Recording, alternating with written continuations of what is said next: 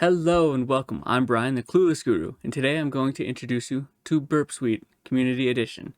And Burp Suite is a proxy utility that is used to intercept the communications going between your browser and a web server. And what's great about this is this allows us to do some troubleshooting, or for security research purposes, to be able to assess a website, all the information that gets sent over to the server, but also the information that comes back. And Burp can also do a bunch of other things as well, but today we're just going to cover the proxy aspect of things. We are going to talk about how to get Burp initially set up, working with our browser and telling our browser to actually use it, just go over some of the interface, some of the tabs to get familiar with it. Overall, we'll just have some fun. Our lab environment today is going to be a Kali instance, which has Burp already installed on it, along with another box that is hosting Metasploitable 2. So what we'll do is let's jump into our console and let's get started. Okay, so we go into our console, and what we're going to do first is start up Burp. And so I have a quick link here to open it up. Otherwise, you can click on Start or the dragon up in the corner, and you can just type in Burp, and it should show up as Burp Suite. And then you click on that, same effect. A lot of times in the Kali instance, you'll be greeted with the JRE version appears to be whatever from Debian, and that's not fully tested. So far, I haven't seen this as an issue, and so we can just tell it don't show again for this JRE, and click on OK. So depending on where you're at in the update cycle and what's in the Kali repositories, you may be prompted for an update here. And what we're going to do is we're just going to skip this for now. Doing an update this way adds a few extra steps and a little bit of complication to it, whereas if we just wait for the apt repo that Kali uses, eventually this will get updated. So we'll just close this for now, and we'll see that we only have the option to do a temporary project. And that's because we're using the Community Edition of Burp. Burp also does offer a Pro version, which at the time of this recording is about $400 a year for the Pro version. And this will allow you to save and open existing projects. Pro also does offer a bunch of other features as well, such as being able to do automated scanning and looking for certain security vulnerabilities and misconfigurations. Here, what we'll do is we'll just jump into temporary project and we'll click on next. And then we can use the Burp defaults, load from a configuration file, or a couple other specifications.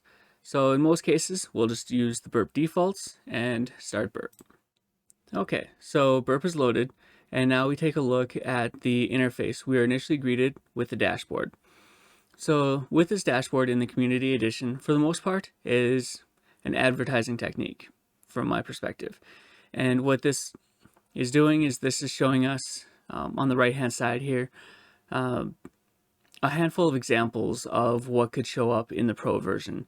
And so you can see, for example, external service interaction, and you have information about it, the request that was submitted, the response that was returned back from the server, and then also something referred to as a collaborator response as well. And all this stuff doesn't relate to what we're doing today, other than this is in the Pro feature, and it's really nice to have, but depending on your purposes, you may not need it. The more important things that are going to be on this particular tab is going to be the event log. And in this event log, this is going to tell you that your proxy service has already been started. And also, if there's any errors or issues that pop up, this is a great place to go to take a look to see what might be going on. Some of the common things that you'll see here are going to be when different extensions get updated, or there's issues with them, or there's authentication related issues, or SSL type of issues are very common that we'll see through here. So what we're going to do is when Burp initially starts up, until we tell it to stop doing this, is in the Proxy tab, we'll see that the Intercept is already turned on by default. And so I like to just turn that off right away, just because most people forget about this setting. And so when they try to do some troubleshooting or initially get started in their browser and their request just hangs there, they think that there's something wrong. And so we'll just turn this off right up front. And we can also jump into the user options. And under miscellaneous, we can go down to the proxy interception section and we can just do always disable. Just so then next time we start it up, we don't have to worry about disabling this particular feature. Let's jump into Proxy Tab is where I like to spend a lot of my time. When I start to profile an application, getting to know it, I'll be in the Proxy Tab. Let's jump over into options and take a look at our proxy listeners. This is going to be the service that's going to listen on our machine that we're going to tell our browser to point to, or any service that we want to connect through this proxy. It can be a browser, it can be something like proxy chains, or SQL map, or some other security tools. If they have to go through a proxy, we can tell it to use this. So as we can see here, the interface that it's listening on is going to be on the loopback interface, which is 127.0.0.1. So that means that only this machine can access this service. And then port 8080 is just a common arbitrary port that we have specified here by default in this case, but we can change it to whatever we need it to be. So if we wanted to run it on port 9000, we can do that as long as we have permissions to use the port and it's not already in use. So now that this is up and running, I like to just sit on the HTTP history tab, and this is going to be where we see the communications get intercepted. But now we need to set up something to intercept. So let's jump into Firefox and we'll get that set up. So there are a few different ways that you can go about setting up your proxy configurations. The one that we're going to talk about today is going to be just in the Firefox properties to make that change. Depending on what browser and platform you're using may determine how you have to set it up. For example, if you're on a Windows machine and you're wanting to use Internet Explorer or Edge, then you have to actually go through the Windows Internet options. So now that we're in our Firefox browser, let's jump over into the little hamburger here, the little menu button. We'll click on that and we will go to Preferences. So from here, we can either just scroll all the way down or we can just type in proxy in the search box up here, and it jumps right down to this proxy settings. So we'll click on Settings and we will set Manual Proxy Configuration. And this is going to be that address and port that we specified in that proxy tab. So in this case, it's going to be 127.0.0.1, and we'll specify port 8080. And then we'll just say use this proxy for everything else too. So once that is all set, depending on the type of testing that you're doing, you may want to specify no proxy for these particular services. In most cases, I just leave this empty and we'll click OK. So now let's jump back and we'll take a look and see if we can connect over to our Metasploitable instance. Great, it looks like that is still working. So in Burp, we can see that this host is 10.0.0.14. We click on that line item and we can see here we have the request. This is what our browser sent over to the server, giving some information about itself, what it's expecting, and what page to look for. So in this case here, it's connecting to host 10.0.0.14, and it's saying get the root page. So for example, if you were to go to Google and go to www.google.com, there's an implicit slash there that automatically gets added on and submitted, and that's going to be the root of the domain or the site. And as we go down here, we can see that also the user agent is being submitted. This is where the browser is identifying itself, letting the server know, hey, I'm Firefox, or I'm Edge, or Chrome, or any of the other browsers. And it provides some of the information regarding the technologies that that browser uses. And then also talks about a few other headers that are being sent across. So at this point, there's no actual website data being posted, just some identifying information and request information. And so we can see that we did receive a response back from the server. And so here we can see at the very top, as common in HTTP communications. So at the top, you'll get the protocol and the version that are responded. and then you'll have an HTTP status code and then a quick description for that status code. So in this case here, we received a 200 OK. And so this is going to be one of the more popular responses that you get, just because when everything goes smoothly, you'll receive a 200 response. And then also you can get some information from the server about the date and time zone. And sometimes you'll also be given some additional information where the server tells you some of the technologies that it's using. So this, for example, is using Apache 2.2.8 on Ubuntu. And it's powered by using PHP 5.2.4. And so now this information is something that, as a security researcher or somebody who's just trying to get some more information, this is something that can be very valuable, because then we can use this information to see, is this software out of date, or is there something that we can leverage here to help us later? And then there's also other information as well, how to interpret the response that comes back and how much there is, how big of a response it is. And then we can see the actual HTML. This is the part that gets displayed on the page. This is the stuff that you actually get to see and interact with. So here we can see we have the title of the page that comes back. So if we were to jump into a browser here, we can see it says Metasploitable 2. Metasploitable 2.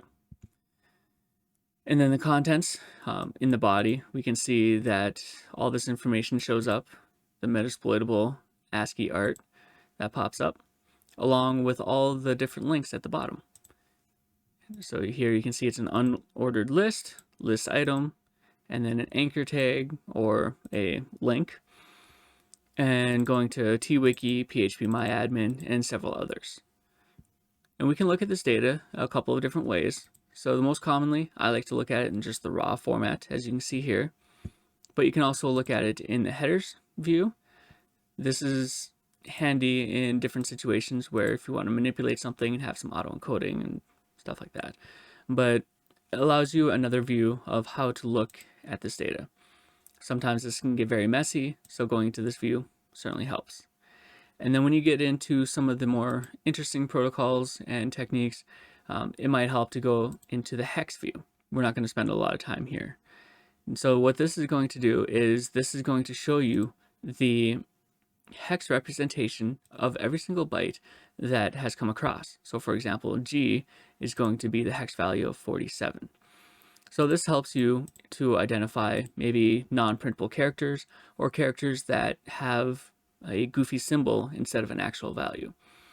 So it will tell you what the actual hex value is here, and then you can look it up in a hex to ASCII table and give you a better idea on what that value is actually supposed to be. Same thing with the response. As you can see, everything works just the same. And so from here, as we go into some of the other pages, if we just jump into TWiki, there's not a whole lot there. PHPMyAdmin. So now we can see that there's going to be some more resources popping up here, an image, and I'm guessing some style sheets, maybe some JavaScript that's going to be coming through. Matilde, you can see that there's a lot of information here that comes up. And so now all of this is loaded. So let's just take a look to see what that looks like in Burp. So here we can see that we've gone all to the same host, but then we can see all these different pieces. And as you'll notice, I mentioned like there's images and other things that were coming through, but we're not seeing any images popping up in here. And that's because of this little bar here. There's actually a filter that's hiding the CSS and images and other general binary information. So we just click up in this box here. It's not necessarily intuitive unless you know that that box is there. So you click on it and you have a bunch of filter options. And so here we can say we only want to look at, let's say, a PHP pages. Here we would specify show only PHP. Or if we want to hide specific ones, or we can just do by MIME types. And so here we told it not to show any images by default, CSS and other binaries. So if we were to click on images and show that, and then just click out of here, now we can see a bunch of images have popped up. And so we've got the hack bar, PHP MySQL logo, and all that fun stuff. we jump down here into the response. And so on top of having this raw value, we can also look at the raw value here. So if you ever want to know what an image actually looks like in code, here's what it essentially looks like. But now we can also jump into render and it will show us the image as well. So let's turn that off and we'll go back to just the regular web pages. When we open up our browser and we go to a website will grab that page, load it up, and sometimes in those pages it will say, okay, we need these other artifacts, go out to the server and go pull these other things as well. So when we go into the Matilde page, that there are links here to say, all right, now go grab us some style sheets, some CSS files. Grab that one, grab that one, grab that one, and then there's JavaScript. Grab this JavaScript file, etc. And then continues on. And so then with these 3 JavaScript files, we can see that they actually showed up here. So the bookmarks, the query, jQuery, and the smooth menu. So if we take a look, we can actually see the JavaScript that was returned. And so depending on your intent, this might be helpful when you're doing your research. You can also take a look at this information in a few different ways as well.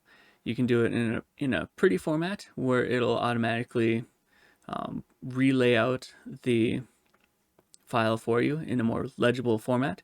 For example, if it's JSON or minified JavaScript, this would help you to be able to understand it just a little bit better. Whereas in the raw, sometimes you'll see all the data get returned back in one giant ball of mess. And then also non-printable characters, you can have it show that as well. So we can see here, tab, tab, tab, and there's a carriage return new line at the end. So we'll turn that off. And then other actions we'll get into in just a moment. Let's jump into, we'll say DVWA, and we will authenticate here. So now just even doing that submission, let's take a look. We can see that there's actually a post request that was sent. And you'll see that there's different methods. Typically a GET is going to go out, grab a page, and bring it back. And sometimes you can submit parameters up in the web address to pass along data information. Or you can use a post, which will take those parameters, and instead of being up in the header, that can be sent in the body. And so for systems that might be logging your communications or keeping track of the URLs, that information won't be stored. And so here we can actually see that in this post request, it did contain additional parameters. And if we look down here, we can see in the body of the post request was the login for admin with a password of password. So once we did this post request, we can see that the response came back and said, okay, 302 found. This is another status code that's going to say, hey, we need to send you to someplace else now. So what it's going to do is it's going to introduce a location value here. And so we were redirected over to the index.php, which now that we are logged in, we have a cookie value here that we sent across, and that allowed us access into this page. So let's take this a step further. Let's take this request and let's tamper with this a little bit and just kind of get familiar with how some of this workflow works. So on top of spending a lot of time in the Proxy tab, I also spend a lot of time in the Repeater tab as well. So let's say we want to mess with this request and try some different things. So we'll right click in here and we'll go send to repeater. Or in Windows, you can do Control R, or Linux. And now let's jump over into the Repeater tab and we can see here's our post request with all the data that was originally sent. So we click on send and we can see that it comes back with the 302 found, just like before. And then we can also tell it to follow the redirection if we so choose, and then we have that information. And so we can see that the address was updated here. So let's jump back. So what if we were to update the, we'll say the username to Bob, and then submit our request. So we click on send. we see that we also still get a 302 response, but the difference here is that it is redirecting us over to the login page instead of the index page. And so sometimes when you are working with a bunch of these different requests, sometimes it's hard to tell what has changed between one response to another. So Burp has a cool feature called Comparer, where we can take the body here, let's right click in this box, and send to Comparer. And we can see that it highlights up here, and we want to compare it. Let's go back to the request that we know worked before, and that has the 302 found, sending us over to the index.php. And then we'll right click, send to Comparer. And then we'll jump over to the Compare tab. And so we can see here that they are the same length. And here's the data. So we'll do the compare down in the lower right hand corner where it says words or bytes. And in this case, we'll just do words. Sometimes you might want to use bytes if you need to be very nitpicky about individual characters, or if groups of characters are fine, then just look for words. So in this case here, we can see that the timestamp has updated, but then also the location has been changed as well.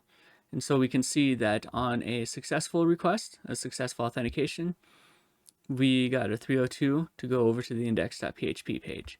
Whereas an invalid login was also a 302, but sent us right back to the login.php.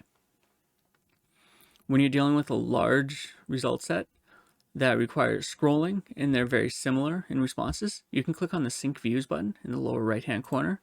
So when you scroll down or scroll over, both windows will scroll at the same time. So let's go back to the Repeater tab. And from here, we can go back, since we clicked back, now we're reset back to the admin and password values. And so we take a look at our request and response, and sometimes when I'm doing my testing, I like to strip it down as much as I can to see what values are actually important or of value. And so something that I'll do is commonly I'll just strip down as much of this information as I can and submit that.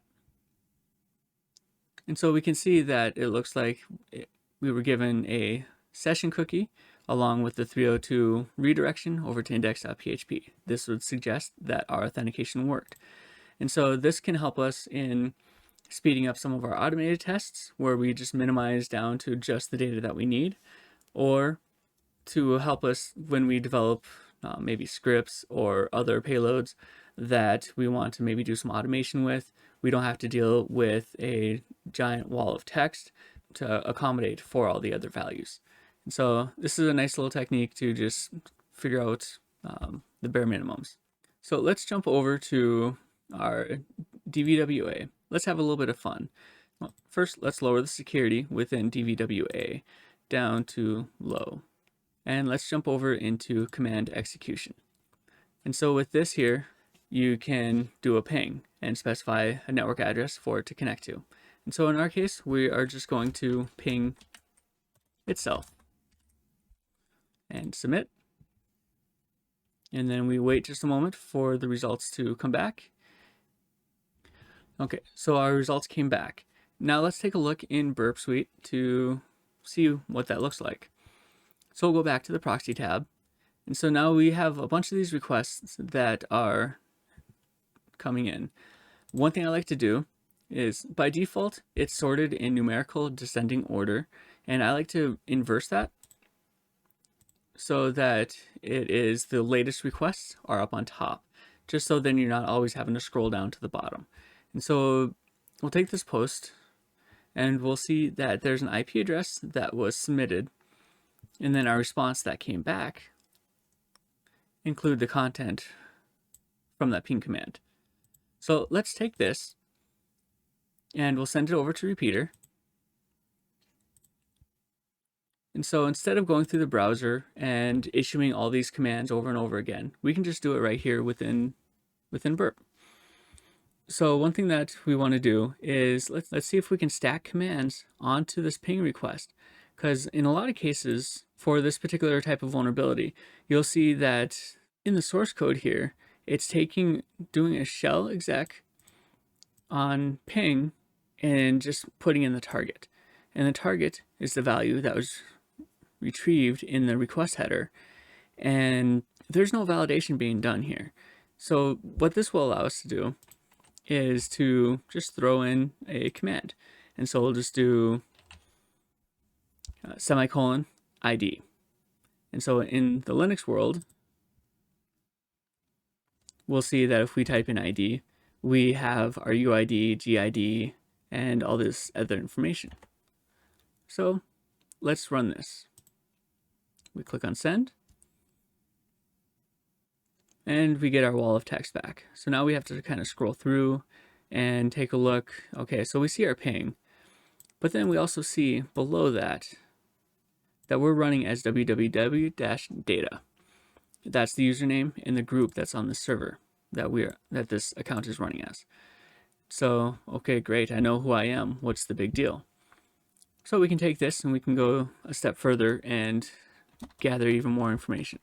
So if we wanted to figure out what platform we're on, we can do a uname-a and maybe see what are we all connecting to. And so we can do a netstat command and hit send. And so let's take a look here. All right, so we still have our ping response, but then we also have our uname-a showing us that we're running Metasploitable on kernel 2.6.24-16, and the timestamp, it looks like it's a little outdated with 2008. And then we can see our netstat connections as well. We can see everybody that is connected to it and what it's connecting to. So in this case here, we can see that our address 10.0.0.15 is connecting to it on the port 80 web port. And so from here, you can take this even further and gather additional information, exfiltrate data, or even set up a remote shell and get more access. All because we were able to do these commands easily through Burp. Another feature of Burp that comes in very handy is, let's take our login, and we have our username and our password in here. And so we'll right click and let's send this over to Intruder. And so now within the Intruder tab, what this will do is this can allow us to send out a bunch of different requests that have different parameters specified. So we start off with a template of a request, for example, our login request, and we specify what fields do we want to manipulate. So in this case here, we will just click on the clear symbol, and then we're going to wrap the strings that we want in those symbols to say, let's mess with these. So in this case here, we're going to mess with the username field. And so right now it currently says admin, and we'll click on the add symbols. And what this is going to do is this will tell Burp that we want to tamper with this particular field. There are also several different attack types. If you want more information about these, you can click on the question mark next to the payload positions, and it will load up additional documentation, and it can show you everything I'm talking about on top of the descriptions of the various attack types. Okay, so we'll leave it at sniper because this is going to just do a single entry point along with a single set of payloads. So let's jump over to the payloads here, and the payload set is just one because this is defined as a payload. If we did it here, this would be payload 2, etc. And now let's add to our list. In the pay version, there's a pre-populated list of different word lists that we can pick from. Since we're in the free version, let's add some usernames that we want to test. And so in this case, we will do Bill, add Bob, Alice, Clueless Guru. And then of course, one that we know is going to work is going to be admin. We can also jump into the options. We can get picky about some other things here. Also, a fun technique is to use the grep match and grep extract to add additional information to our results. We're not going to go into that today, but just know that those are some features that are there and can really help if you use this feature. So in this payload sets, You can specify payload types as well. So in this case here, we're just running with that simple list, and which we've already populated. But you can also go through and specify a bunch of different options where you can say, just give me some numbers. Here's how the numbers are supposed to look, and pick a random sampling of 50 out of this range of 1000. So from here, looks like everything is pretty much ready to go. So let's go and click on Start Attack.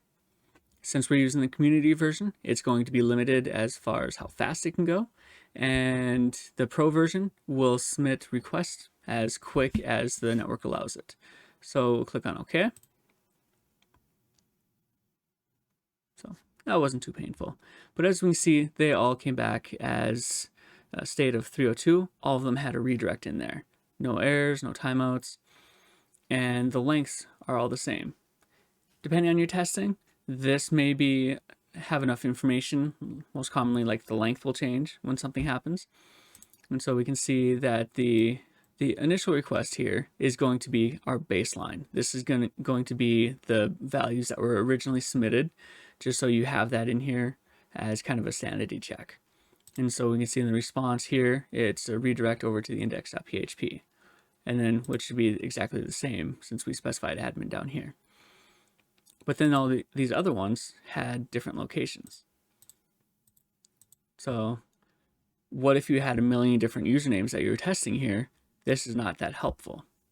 This is where we can jump back over into the Options tab and have it pull back maybe this information. We're looking for the response to come back and say the location of index.php.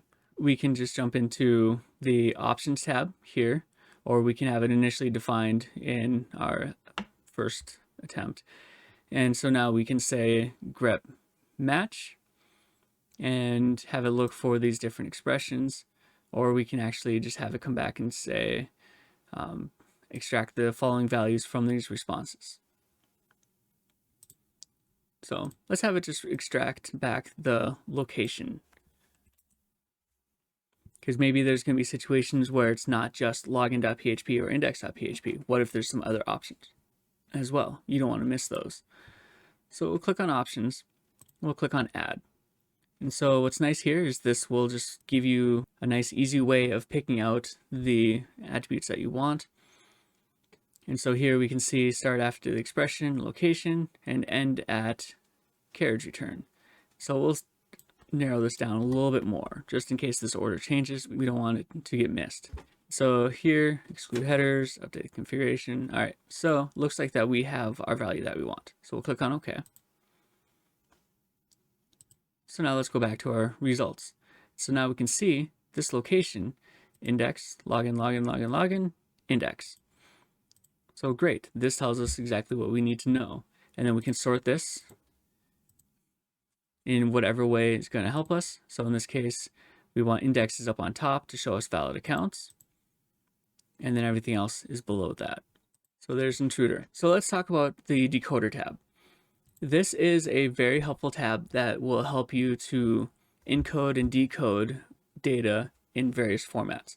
Let's say, for example, you have a GET request that you have parameters in there that maybe have some spaces or special characters, and you want it to be URL encoded so that it doesn't make the server mad. Let's just say we had page index.php question mark attribute equals this message here. So if we were to submit this as part of a GET request, this would make the server mad because there's a space here and there's not supposed to be. So now we want to encode this message. So we can take this, and on the right hand side we can do encode as, and we can say what the different types of encoding that we want. So do we want it just to leave it as is? Do we want to encode it as a URL, HTML, base64, ASCII hex, etc.? And so in this case, we want to go URL. So now we can see down here, so maybe we want to just take this and just encode this particular piece. So this message here, encode as URL. And so now we can see that this particular portion is untouched, but then this portion has all been converted to URL. And then on the flip side, we can also take this information and we can also do decoding as well. So in this case here, let's just do a smart decode and see what happens. So we can see that it highlighted this in red to show that it's URL, and it showed us the response down here. And then you can use this to kind of go back and forth between, depending on what you're looking at doing. So if you are dealing with base 64 messages, let's say you want to send a command to a server, but it has to be base 64 encoded, and you want to do something like if config and a bunch of parameters to go with it, and now you want it base 64 encoded. You would go encode base 64, and now you have your base 64 results. Or you have a result set that came back and it was base 64 encoded. Of course, you don't know what it says because it's in base 64. So we'll click on decode. We'll decode it as base 64, and we have our results in plain text. Okay, so the last thing to cover are going to be extensions. Burp has an extension store that you can pick from, but also you can install from other sources as well. Or let's say you find some extensions in GitHub that you want to use. You can download those and run those in here as well. And so as you'll see in the Burp App Store, there are several different extensions that you can pick from. A bunch of them require Burp Pro, but then there's also a bunch that don't. So one of my favorites that I like to call out is going to be CO2. So in this case here, we would click on CO2 and we would click on install. It takes just a moment to run, and then we can actually see it show up in here. So I already had it installed, so we'll just enable it. Okay, everything looks good. If you're running into issues with extensions, you can come in here and you can see output and errors and see if there's any indicators, or on the dashboard. So as we can see here, we've been generating some errors that pop up, and for the most part, that's okay here. So with the extender, now depending on the type of extension you do, sometimes this will add additional checks for when you're doing active or passive scanning, or it can add additional features into the existing tabs, or possibly create new tabs. And so in this case here, CO2 created a new tab. And so now we have CO2 and a bunch of subtabs that came with that. And so this is something that's fun, where if we wanted to take a request and prepare an SQL map command, for example, now we can right click in here and we can say send to SQL mapper.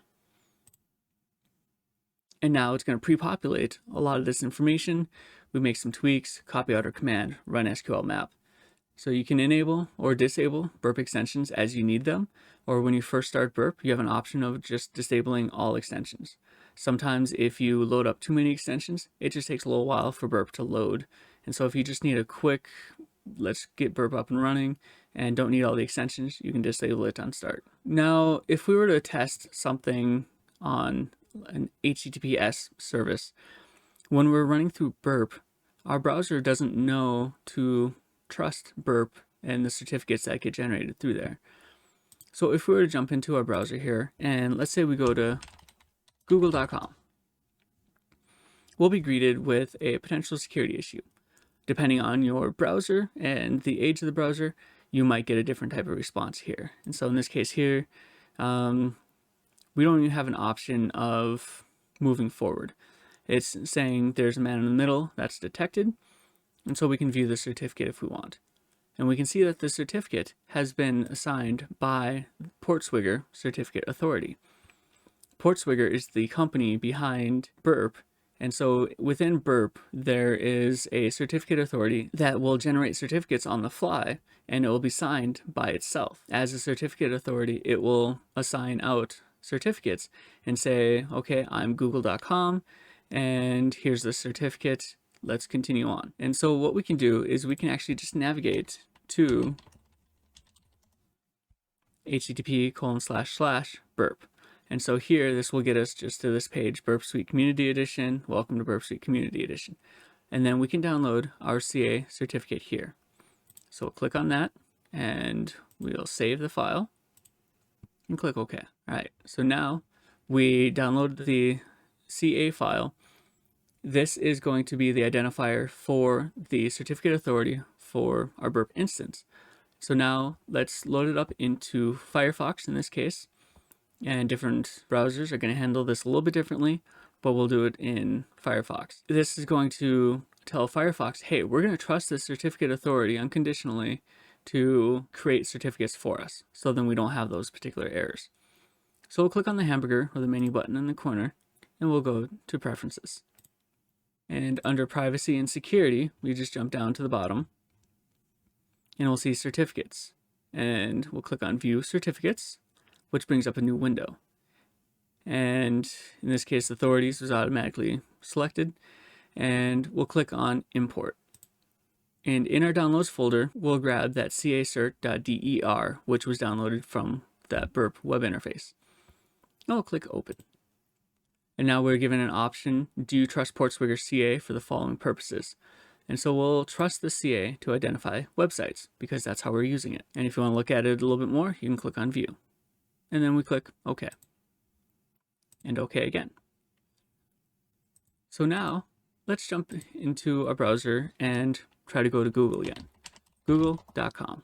And just like that, we were not prompted for a security violation with these certificates. So, hooray. And we jump back in, add our proxy history, and we can see a lot of the requests that have come through. So what if you have a service that you want to manipulate it on the fly? So let's jump back over to our DVWA instance. And let's say we want to intercept this request that we put in our address. We want to intercept the request and make some changes before it goes to the server, and then have the request come back and the server process it as expected. So what we can do then is within Burp, we go in the Proxy tab, and we go to Intercept, and we turn Intercept on, and then we jump over to our web server. And let's put in our command and submit. Automatically, Burp window pops up and says, okay, we have intercepted a request going to that server on that port. And here is the criteria. And here's the request that's going to the server. Again, the browser is identifying itself and submitting data to the server. And so we have our IP address, which is defined as the 127.0.0.1 that we want to have it scan. So let's add in some additional commands here to add on. And so we'll just do a netstat again. Netstat, I'll add a bunch of flags to it. And then we will click on forward. So now that request has been sent over to the server. We'll turn intercept off because we're done with that for the moment. So we can see here that our last request that we just did, we can see that now there's an edited box that shows up, and there's a checkbox here. So we can see the original request, or we can see the edited request. And so we can see the difference here between the original without the netstat command and the edited. So let's jump over into the browser, and now we can see in the browser, we can see that results of the netstat command. So with that, you should be empowered to be able to load up Burp, get it working, start intercepting some requests, and do some tinkering.